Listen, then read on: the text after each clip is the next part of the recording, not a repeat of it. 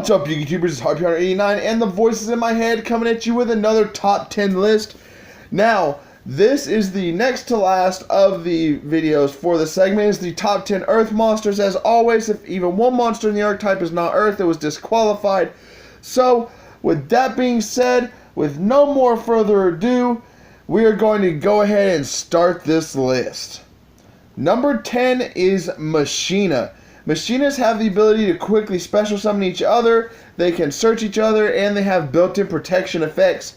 Machinae is a archetype that has been splashed in with a couple other archetypes. Mainly Geargia, however, is the main one that it is splashed in with.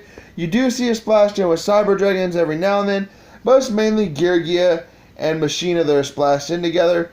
But they do have abilities to equip their union monsters to their other monsters in order to protect each other.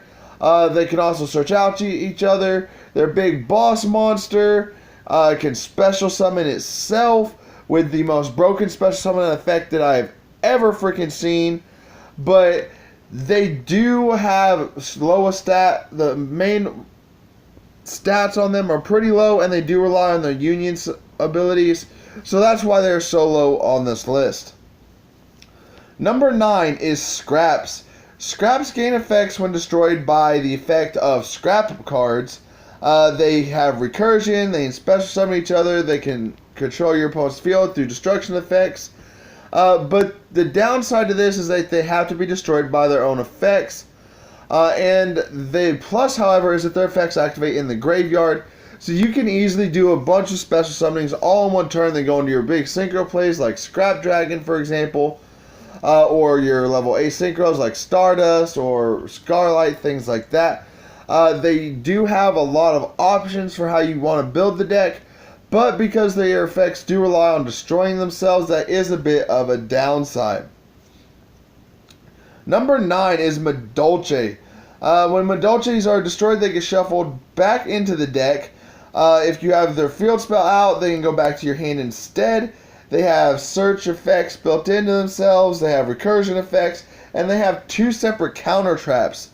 But Madolches were a real pain to get around a few formats back, merely because they could recycle themselves so easily. Number 7 is Train.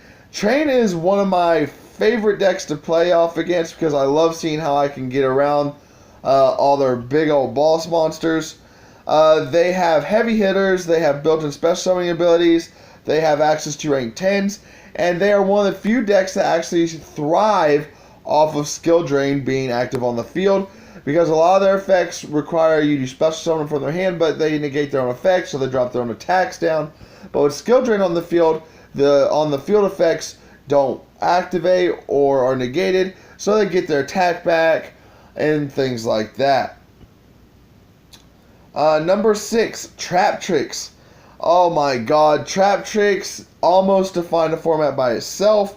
In combination with the hands and the artifacts, this archetype was just amazing with the hat deck. But they are control based, they rely on the whole trap cards, and they're unaffected by the whole trap cards. So as you can see, they are a very, very good deck to have because the whole trap cards can get around almost anything.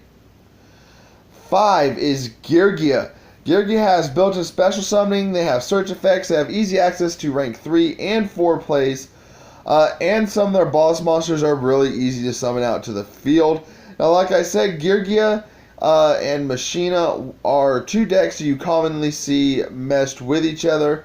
And so they are pretty good decks. Number 4 is Cleaforts. Oh my god, the deck everybody hates. Oh, fucking, I don't even know where to start with this one. So let's just go ahead and say the good things. First of all, they rely on pendulum summoning, so they can get their monsters back out to the field very quickly. They can search themselves out. They have high attack stats, and just like the Train deck, they thrive with skill drain and skill negation and effect negation cards out on the field, as they gives them their attack back from their special summons. Number 3 is a Morph Age. Now, Morph Age is a deck that hasn't really gotten a lot of fanfare. I think that is just so not fair to a Morph Age. But what a Morph Age does is, as long as you control Morph Age monsters, it cuts your opponent off from using their extra deck entirely. So as long as you can keep a Morph Age monster on the field and in your pendulum zones, then a Morph Age pretty much shuts down every deck in existence these days. Number 2 is Zodiacs. Now, yeah, you might be saying Zodiacs at number 2, why aren't they at number 1? Well, we'll get to that here in a minute. But anyway, Zodiacs, their main monsters, when they're attached to their Zodiac monsters, or Xyz monsters, give additional effects to said Xyz monsters. The main monsters can recursion themselves, and their Xyz monsters gain attack and defense based on the attack and defense of the materials attached to them. In addition to that, the Xyz monsters usually require 3 or 4 monsters to summon, but they have a built-in effect that says you can Xyz summon those using 1 Zodiac monster you control. So as long as you have 1 Zodiac on the field, you can Xyz summon any of your Zodiac monsters that you want. In addition to that, they have search effects, real fast special summoning effects. They are teched in with a whole ton of decks, from psychics straight up to freaking paleos even. But it is a very versatile deck, it's a very powerful deck, and it's a very hard deck to get around. The number 1 spot goes to Despots. Now you may be wondering why Despots beat out Zodiac for the number 1 spot. Well, it's simple. Despots can do a whole hell of a lot more than Zodiacs can. First of all, Despot 1 can special summon itself from the graveyard when you summon 2 or more Despots at the same time. Despot 2, Despot 3, and Despot 4 are all search engines. Despot 3 and 4 have 3, 4, and 9, as well as 5, 6, 7, and 8. And Despot 1 all have built-in attack boost. Despot 2 can boost everybody else's attack. Despot 3 and 4 can use their boost attacks or their boost effects during your opponent's turn, making them very hard to get around. They do have access to pendulum summons, so you can keep bringing your monsters back out to the field. 7 prevents your opponent from attacking any other Despots, so if you have 2 of them on the field, it locks your opponent out from attacking. 8 prevents your opponent from targeting any Despot card with card effects, so if you have, or any other Despot card with card effects. So if you have 2 8s out on the field, your opponent can't hit your Despot cards, even your pendulum scales in your pendulum zones, mind you. In addition to that, Despot 9 can get itself with its own effect up to 15,000 attack all by its lonesome. So anyway, I hope you guys enjoyed this video. Make sure you like the video, subscribe to the channel, leave your comments on what you thought about the video in the section below. As always, I am looking for more subscribers. I'm trying to get up to 100 subscribers by May 29th, which is my birthday. I could use you guys' help doing that. But until next time, this is Harpy Hunter 89 and the voices in my head signing off.